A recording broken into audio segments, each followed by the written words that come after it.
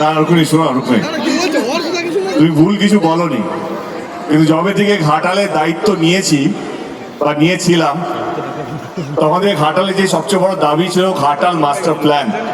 Cinema হলের থেকে বেশি দরকার ছিল তখন, তো সেই জন্য লড়েছি। ঘাটাল মাস্টার প্ল্যান এখন হচ্ছে, তো ডেফিনেটলি ঘাটাল মাস্টার প্ল্যান যখন হয়ে গেছে বা হচ্ছে, তারপরে এখন ভাবাই যায় একটা সিনেমা হলকে নিয়ে।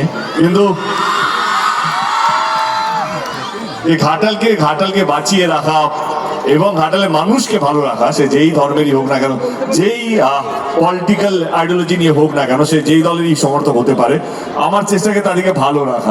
একদম, আমার মনে হয়, আমার এটা বলার জায়গা না দল নিয়ে, কিন্তু আমার মনে হয় সিনেমা সবাইকে এক সূত্রে বেঁধে দেয়, তাই তো? আমরা সবাই হলে বসে একসাথে চিল্লাই তো হিরো হিরোইন দেখে, সেটা হওয়া দরকার তো। ভালো থাকার সঙ্গে মনোরঞ্জন হওয়াও দরকার তো। বাস, তাহলে পরের বছর যদি রুক্মিণীও আসে বা কোয়েলও আসে, সিনেমা হলে দেখা হতে হবে। ডান ডান ডান। তাহলে একটা কাজ করি, আজ থেকে প্রস্তুতি নিই, রাম একটা সিনেমা হল খুলতে হবে। আমি কথা দিয়ে গেলাম, কোয়েলকে রিকোয়েস্ট করবো, কোয়েল আর রুক্মিণী, কোয়েলের নামও রুক্মিণী, দুটো রুক্মিণীকে নিয়ে এসে আমরা উদ্বোধন করবো।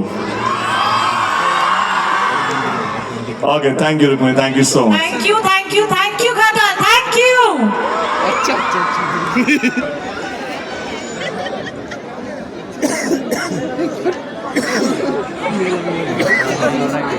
ওকে, নমস্কার। এবারে বলো কেমন আছো? আমি প্রথমে ঘাটাল উৎসবের যা যা কমিটিতে আছেন তাদের সকলকে অসংখ্য ধন্যবাদ। সুন্দর স্টেজ, সুন্দর পরিবেশ এবং এত সুন্দর প্রত্যেক বছর আমাদের চেষ্টাকে